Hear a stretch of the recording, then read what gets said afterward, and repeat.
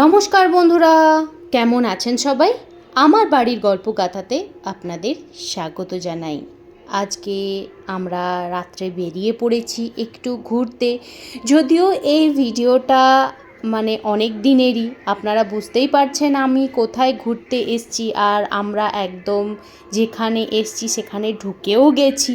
তো হ্যাঁ, আমরা এসেছি দীঘা। এই ভিডিওটা না প্রায় 8-9 মাস আগেকারের। আমার এডিটিং করা হয়নি বলেই না আমি দিতে পারিনি।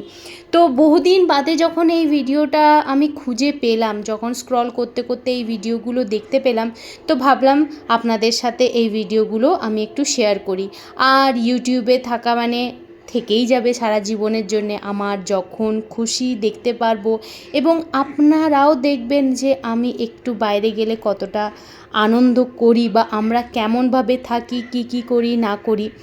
তো চলুন এবার আপনাদেরকেও সেই জায়গাটায় নিয়ে যাই।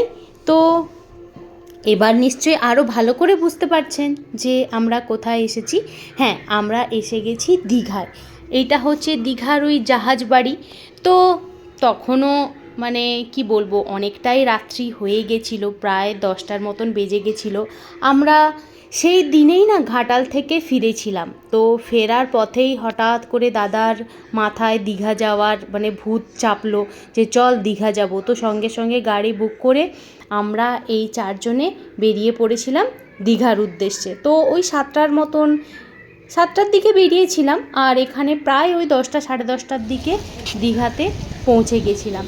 তো খিদেও না খুব পেয়েছে, কারণ সেই দিনই ঘাটাল থেকে ফিরেছি 3টের সময়, আর খাওয়াও কিছু হয়নি। তো এবার আমরা খাওয়ার উদ্দেশ্যেই হোটেল খুঁজছি।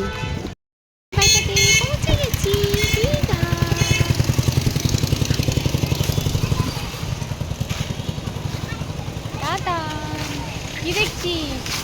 কি যাচ্ছে রে? গাড়ি। আনলিমিটেড তরকারি।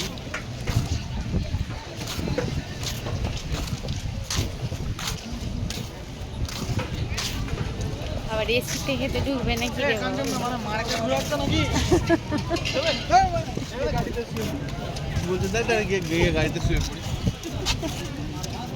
তাই না? তাই ঠিকই বলেছে। আমরা পৌঁছে গেছি, এখন আমরা ঘুরতে বেরিয়েছি। আমরা এখন খাবো কোথায় জানি না।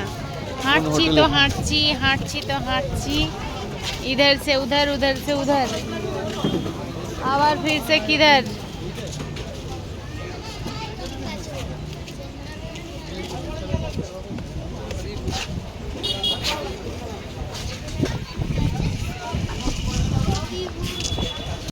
আর এই হচ্ছে আমাদের হোটেল। আমরা যত বাড়ি যাই আমরা এই হোটেলেই থাকি। এটা সম্ভবত হোটেল আশিয়ানা, কারণ লাইটিংয়ের এমনই লাইটটা পড়েছে, তো সেই কারণেই বোঝা যাচ্ছিল না যে নামটা কি।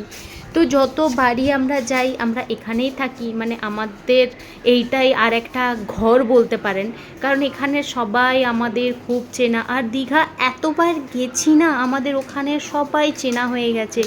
গেলেই চাবালা থেকে আরম্ভ করে সবাই জিজ্ঞেস করে, আরে বৌদি তুমি কবে এলে, আরে দাদা কবে এলে, যেন ওইটাই আমার আরেকটা বাপের বাড়ি বা আমার আরেকটা শ্বশুর বাড়ি, এই রকমেরই অবস্থা। তো আমরা মাঝে মধ্যেই বছরে অন্তত 3 থেকে 4 বার আমরা দীঘা যাই। কিন্তু এবছরই যেহেতু তাতানের উচ্চ মাধ্যমিক পরীক্ষা বা মাধ্যমিক পরীক্ষার এইসবের চাপ ছিল, তো তারপর থেকেই না আমাদের যাওয়াটা অনেকটা কম হয়ে গেছিলো, আমরা সেরকমভাবে যাইনি।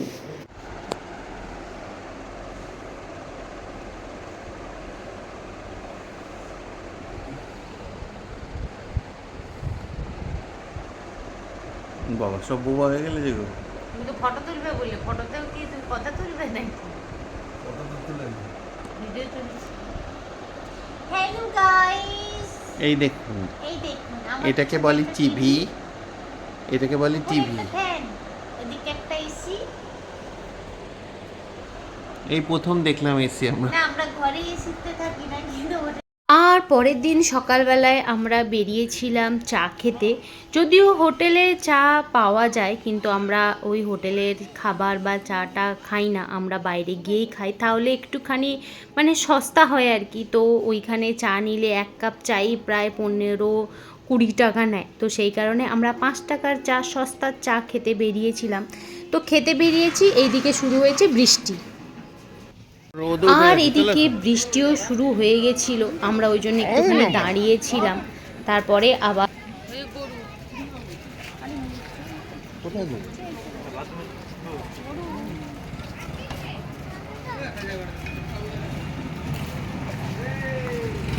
বাবা, এখানে আবার কমিউনিটি কিচেন।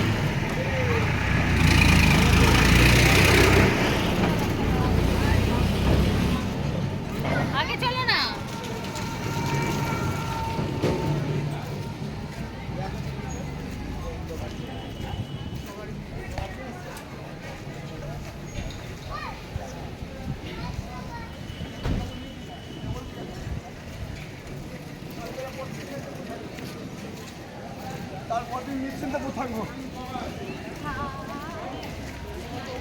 শিবের গাজন গায়।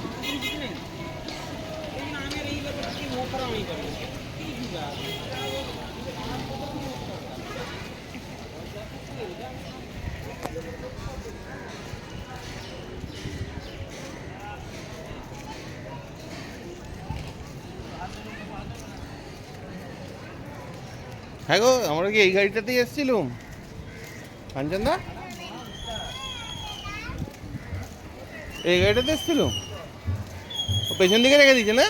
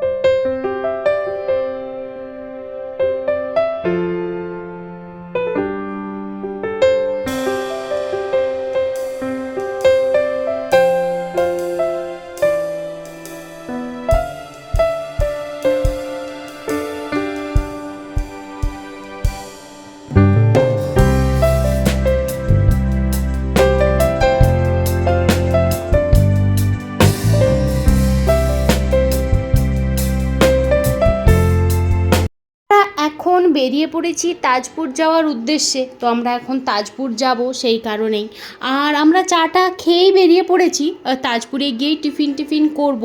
তো সত্যি এই জায়গাগুলোতে আসলে না মনে হয় যেন প্রকৃতি কি সুন্দর করে সাজিয়েছে জায়গাগুলো, মানে এতটাই সুন্দর লাগে দেখতে, কি বলবো। আর এই সকালবেলাতে দেখছি জোয়ার আছে চারিদিকে, মানে সমুদ্রের ঢেউ, জল আর জল, মানে এত ভালো লাগছে, মানে মনটা পুরো দেখে যেন ভরে যাচ্ছে। আবার সেই যতই ভিডিওগুলো দেখছি আমার তখনের কথাগুলোই মনে পড়ছে, যে আমরা কেমনভাবে এনজয় করেছিলাম, কী করেছিলাম, মানে এগুলোই স্মৃতি হয়ে থেকে যায়।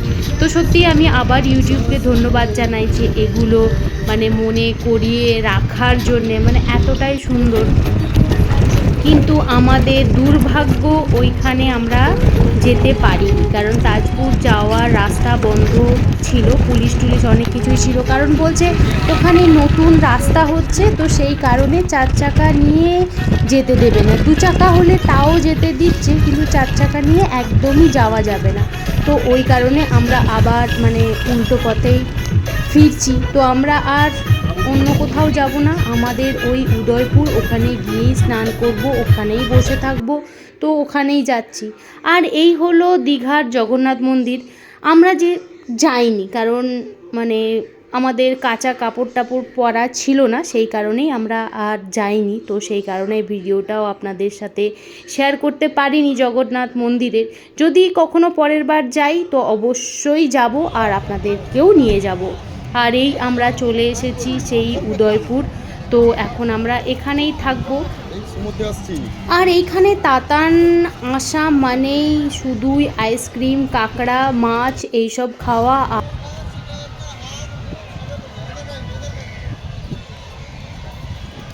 আমরা পৌঁছে গেছি দীঘার বিচে। এতক্ষণ ধরে ঘুরে ঘুরে ঘুরে ঘুরে আমরা এখানে এসে পৌঁছেছি। দাদান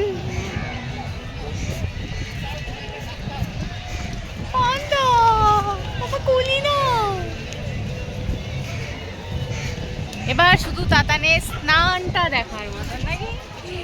স্নান স্নান আর স্নান। তাতান চান করেই যাবে করেই যাবে করেই যাবে। লোকে ভাববে আমি দীঘায় চান করতে এসেছি, তুমি আমাকে নিয়ে এসছো বেড়াতে। না ড্রেসটা সুন্দর লাগছে। হ্যাঁ আমার ড্রেসটা কেমন হয়েছে খুব বন্ধুরা? সুন্দর, সুন্দর সুন্দর লাগছে না? লাগছে, সুন্দর সুন্দর। লাগছে না? আমি না ভিডিওগুলো বিশেষ বড় করতে চাইছি না, কারণ বিশেষ বড় করলে অনেকটা মানে টাইম হয়ে যায় আর মানে স্কিপ করে করে দেখতে হয়। তো আমি সব ভিডিওগুলোই সম্পূর্ণ দিতে চাই। তা আমি আরেকটা ভাবছি পরের পার্ট করব, আর মানে পার্ট 2, দীঘার পার্ট 2 বানাবো। তো যাই হোক, এই ভিডিওটা আমি এখানেই শেষ করছি। আবার দীঘার পার্ট 2 এর জন্যে আপনারা অপেক্ষা করুন। আবার দেখা হচ্ছে। ঠিক আছে, তাহলে এখানেই ভিডিওটা আমি শেষ করছি। আমার ভিডিও যদি ভালো লেগে থাকে লাইক, কমেন্ট আর সাবস্ক্রাইব করবেন। আর যদি কোথাও ভুল করে থাকি ক্ষমা করবেন। সবাই ভালো থাকবেন, সুস্থ থাকবেন।